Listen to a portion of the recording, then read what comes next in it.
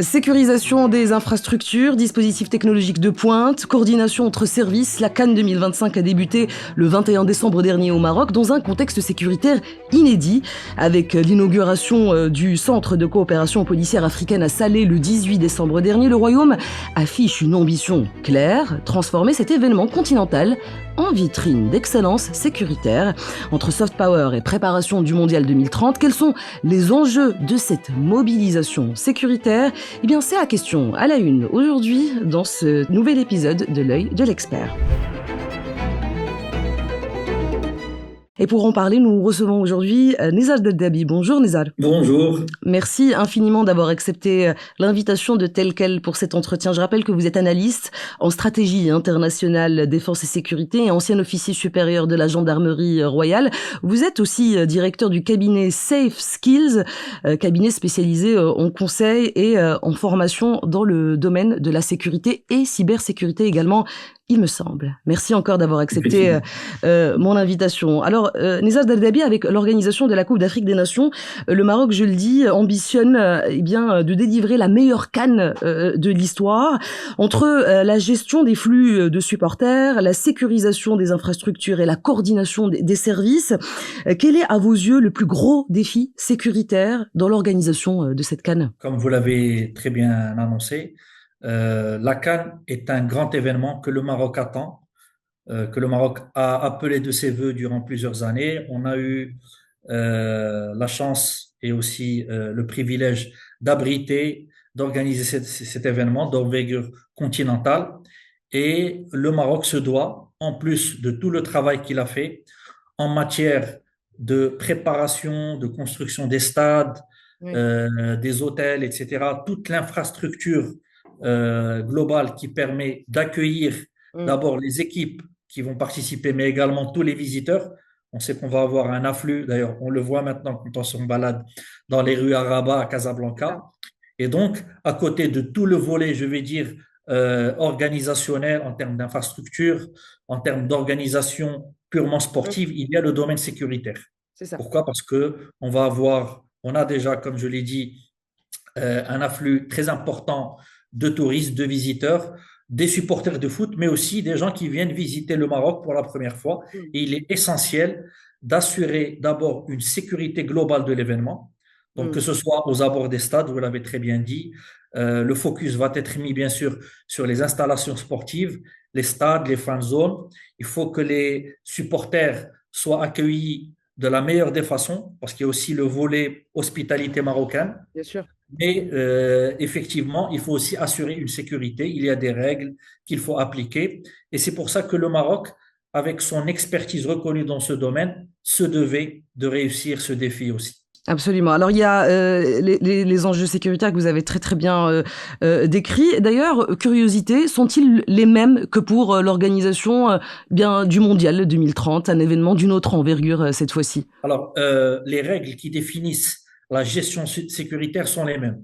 Que ce soit une Coupe d'Afrique des Nations, un mondial ou bien tout autre événement comme par exemple, on se rappelle la COP22 qui avait eu lieu à Marrakech. Donc tout événement international se doit de respecter les mêmes, je dirais les mêmes règles, la même organisation opérationnelle. La différence se situe au niveau de l'importance de l'événement. Plus l'événement est grand, plus on aura de visiteurs et plus aussi, ce qui est très important, c'est qu'on va avoir aussi une couverture médiatique qui est importante et on sait que l'image du Maroc est aussi quelque chose qu'il est important de montrer sous le meilleur des visages. Absolument. D'ailleurs, en ce moment même au Maroc, il y a des observateurs, vous me confirmerez l'information, venant d'Espagne et de Portugal et de la part également de la CAF et de la FIFA pour également veiller à tous ces dispositifs sécuritaires exceptionnels mis en place en marge de l'organisation de cette Coupe d'Afrique des Nations. Alors, je le disais il y a quelques instants, Nizar Deldabi, vous avez été officier de la gendarmerie royale. On s'en souvient, lors du match d'ouverture Maroc-Comores dimanche dernier, les forces de sécurité ont réussi à identifier policiers et extraire en quelques minutes des supporters qui dirigeaient des faisceaux laser vers l'arbitre, et cela parmi 66 000 spectateurs. Vous, avec votre regard d'expert, comment expliquez-vous une telle efficacité opérationnelle? Comme vous avez très bien fait de parler du terme efficacité opérationnelle, ben, l'efficacité opérationnelle se construit avec l'expérience, avec l'expertise. Il Mmh. faut savoir que le Maroc, si pour l'instant la CAN est une réussite, de l'avis même des médias internationaux, des supporters qui sont interviewés à la sortie des matchs, c'est parce que le Maroc, d'abord, a eu une expérience en termes d'organisation sportive avec les mondialitos, le mondial des clubs, qui a été organisé 2 fois à Marrakech, à Rabat, ainsi que dans d'autres villes. Mais c'est aussi par l'expertise et je dirais, les compétences de nos forces de l'ordre. Donc, Mmh. quand je dis forces de l'ordre, j'inclus la police, la gendarmerie royale, les forces auxiliaires, l'armée et tous les acteurs qui interviennent. Donc, on a cette expérience et cette expertise. Ouais. Et pour revenir à l'exemple que vous avez donné, c'est que le Maroc, dans l'exercice des fonctions, que ce soit toutes les forces de sécurité que j'ai citées, ont depuis quelques années intégré l'apport technologique. Mmh. C'est-à-dire que les menaces, les risques sont en train d'évoluer dans le domaine cyber, dans le domaine de la sécurité physique. On voit qu'on utilise maintenant de nouveaux appareils, de nouvelles techniques, l'utilisation de drones, l'utilisation de l'IA. Et donc, le Maroc, dans la doctrine sécuritaire, l'apport technologique, l'innovation est un élément clé. Et donc, c'est pour ça que le Maroc a pu, d'ailleurs, comme vous l'avez dit, on l'a vu dans des vidéos, Mmh. directement cibler les personnes parmi les supporters qui intervenaient pour déranger en quelque sorte les joueurs de football sur le terrain. Alors, vous venez de parler de nouvelles technologies. Merci de me tendre la perche. Je voulais également vous interpeller sur cet autre dispositif, sur ces fameuses 6000 caméras, les 6000 caméras mobiles qui ont été déployées, nous dit-on, sur 75 sites jugés sensibles. Alors, avec ces caméras, et vous le savez mieux que moi, ces caméras qui sont équipées d'intelligence artificielle, beaucoup estiment que l'on franchit le cap de ce qui est appelé dans le jargon la sécurisation anticipative. Ces dispositifs de vidéosurveillance posent des enjeux de protection de vie privée. Nous y avons d'ailleurs consacré il y a plusieurs mois un dossier spécial. Est-ce qu'il y a un risque de pratique abusive, Nizar Daddabi, d'autant plus que eh bien, la CNDP, la fameuse commission de contrôle de la protection des données à caractère personnel, n'a pas encore complètement statué sur l'usage de ces nouvelles caméras de vidéosurveillance. Vous avez bien cité l'utilisation des caméras de surveillance. Comme vous avez dit, les citoyens marocains, déjà ceux des grandes villes que sont Rabat, Casablanca, se sont déjà quelque peu habitués à ce nouveau dispositif que Mm. l'on trouve maintenant à tous les carrefours, les ronds-points, les axes importants de la ville et qui a pour seul objectif d'assurer la sécurité publique.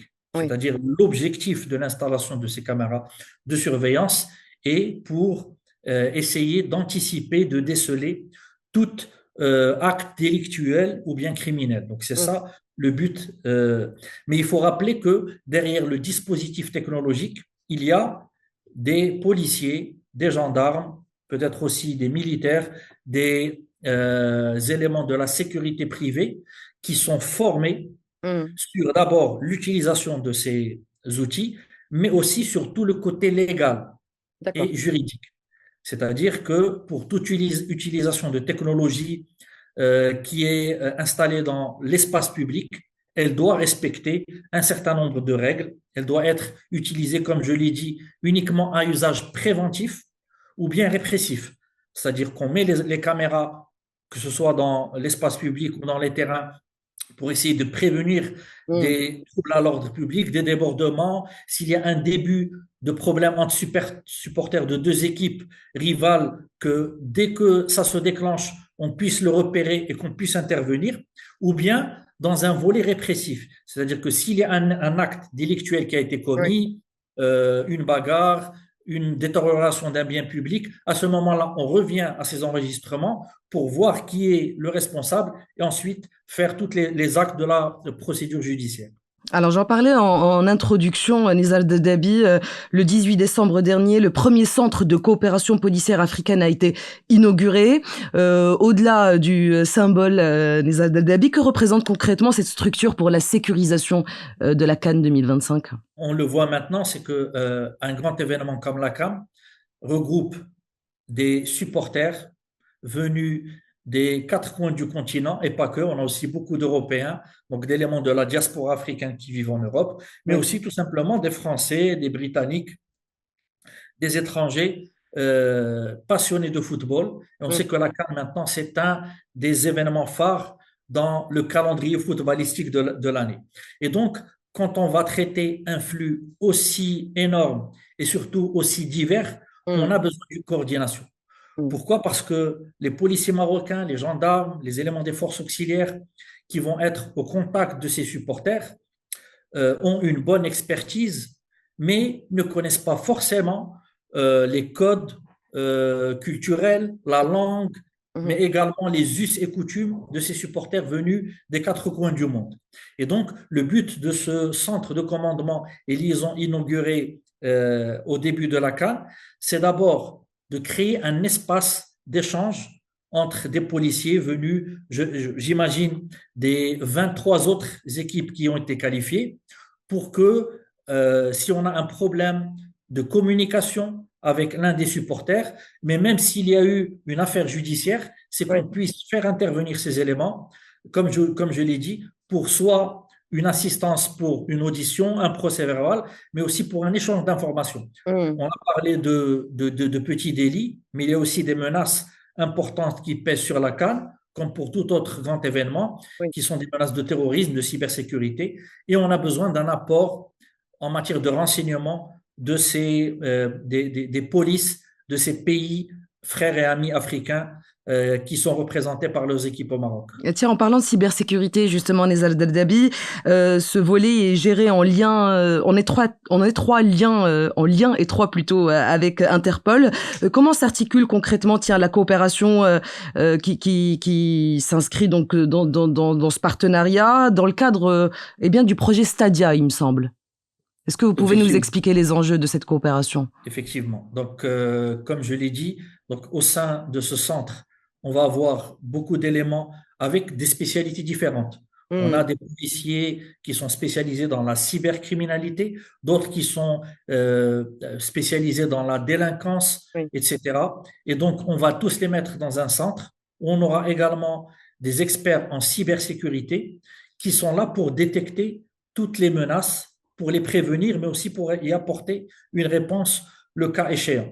Et Mm. donc, dans cette structure, on va voir plusieurs éléments. Je pense qu'on a déjà vu quelques vidéos de l'inauguration de ce centre. Et Oui. on a vu d'ailleurs qu'en plus d'éléments de police étrangers qu'on a vu avec des uniformes étrangers, même au niveau du Maroc, on a tous les services qui sont représentés. On a la police, la gendarmerie, les forces auxiliaires, mais aussi des éléments des forces armées royales, parce qu'on sait également que le volet de la cybersécurité au Maroc, il est coordonné par la DGSSI, la Mm. Direction générale de la sécurité des systèmes d'information, qui relève de l'administration de la défense nationale. Et peut-être encore une question pour vous, Nizar Dalabi, concernant ce volet de cybersécurité. C'est une question qui intéressera sans doute eh bien, nos auditeurs et auditrices. C'est la question eh bien, des réseaux de revente illégale de billets, les fameux samsara. Comment s'organise tiens, aujourd'hui le dispositif global de sécurisation pour lutter contre ce fléau? Alors, je ne suis pas dans le secret des dieux, mais ce que je peux vous dire de par mon expérience, Oui. c'est que, il y a des unités de police judiciaire au niveau de la DGSN, de la gendarmerie royale, qui ont pour but d'intervenir en cas de commission de délits ou bien d'infractions qui sont relatives au domaine cyber. Mm. Et on sait que pour cette édition, la vente de tous les tickets s'est faite à travers l'application Yalla, qui Ça. est d'ailleurs dont la responsabilité est pour la CAF. C'est la CAF qui gère toute cette opération. Mm. Sauf que les délits sont commis sur le sol marocain. Et donc, c'est la police et la gendarmerie, les enquêteurs qui vont intervenir Et il y a différents procédés, différents outils informatiques pour cibler les personnes qui vont proposer à la vente ces billets à des tarifs, on a vu, Absolument. totalement exagérés. Ouais. Et on peut être sûr que, comme on le sait dans le domaine cybercriminel, c'est que tout cybercriminel, quand il utilise l'outil numérique, laisse une trace Mm. par rapport à son adresse IP, par rapport à son téléphone portable, mais aussi tout un tas d'indices et de preuves qu'on ne peut pas nous voir sans une expertise, Mm. mais que les services des enquêteurs de police judiciaire peuvent traquer. Et surtout, c'est ce qui a mené, je pense, on l'a vu d'après un communiqué de la DGSN, où 8 personnes ont été interpellées. Et je pense que la campagne ne fait que commencer et que maintenant, la vigilance va être de mise pour essayer de lutter une fois pour toutes contre cette pratique malheureusement qui nuit beaucoup d'abord aux citoyens, mais Oui. aussi au spectacle, puisque comme on a vu lors du match inaugural, on avait des sièges qui n'étaient pas remplis et sûrement que ces places auraient été peut-être mises en vente Mm. sur le marché noir. Et la problématique deviendra d'autant plus cruciale à l'approche du grand jour des phases de demi-finale et de finale. Cette Effectivement. Coupe d'Afrique des Nations qui se poursuivra, on le souligne, jusqu'au 18 janvier prochain. Une dernière question pour vous, Nizar Dadabi, ça sera une question grand angle. J'aimerais bien qu'on revienne à cette inauguration du 18 décembre dernier du premier centre de coopération policière africaine. Cette inauguration qui s'est déroulée en présence d'Abdelatif Hamouchi, patron de la DGST et de la DGSN. À ses côtés, il y avait également Yassine Mansouri à la tête de la JED, la fameuse Direction Générale des Études et de la Documentation. Et puis tiens, Nassal Bourita, ministre des Affaires étrangères, qui était également là, une présence, vous en conviendrez, qui n'est pas anodine. Qu'est-ce qu'elle dit, tiens, de la place qu'occupe la sécurité aujourd'hui dans la diplomatie marocaine? Comme vous l'avez si bien dit, lors de cette inauguration, on n'avait pas que des sécuritaires, au premier sens du terme. La présence de Monsieur Nasser Bourita est essentielle, tout simplement parce que c'est le département des ministères des Affaires étrangères, c'est le département qui est en liaison directe avec toutes les chancelleries africaines qui vont envoyer d'abord les équipes nationales, mais aussi des officiels. Ça peut être des ministres, des chefs d'État, comme on l'a vu lors de l'ouverture, avec la présence de Monsieur le président de la République des Comores. Et donc, c'est tout ça pour montrer que la collaboration et la coopération au Maroc se fait interservices. Oui. Tous les services qui peuvent avoir de près ou de loin une action pour la réussite de la CAN, donc ce sont tous les services de sécurité, le ministère de l'Intérieur, mais on inclut également le ministère des Affaires étrangères qui est une partie intégrante de la sécurité et de la diplomatie. Parce que finalement, qu'est-ce que c'est que la CAN?